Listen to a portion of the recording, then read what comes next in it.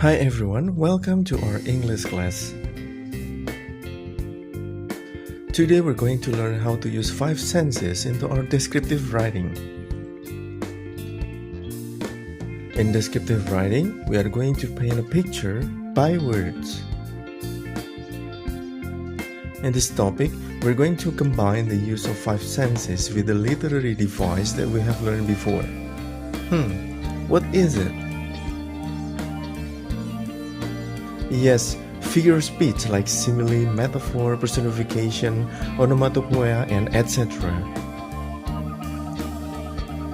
You can check again your virtual notes to refresh your memory on figure of speech. Descriptive writing requires you to work in detail, and the senses help you with that. Well, you don't have to use all the senses to describe, but a few senses are good enough to burst your work into life. So let's get to the example. Senses of sight, how things look. Her hair was black as coal with 3 white grayish layers on the front side.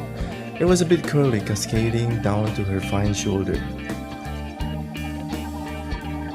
Senses of sound, how things sound. His deep gravy voice whispered words that put me into a deep comfort. Senses of smell, how things smell. As he walks along the corridor, I could smell the fresh lily blooming like in the summertime. Her typical fragrance that has added her charm and beauty.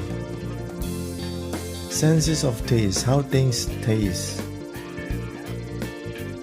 In describing a person, it is kind of hard to use this sense as it may sound inappropriate. But when in terms of describing food and drinks, the senses of taste really work to spice up your writing. The soup tastes salty, contains a lot of chewy lungs. Senses of touch. The rain was hitting me on the face, so hurt like thousands of needles falling at the same time. So you see from the examples, you know that when you combine the senses with figure of speech, you are able to elevate your writing skills into a higher level. Good luck!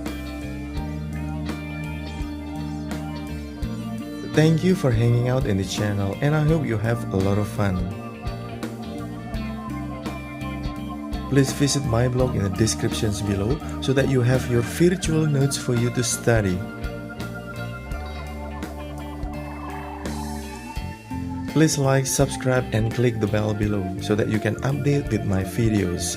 Bye!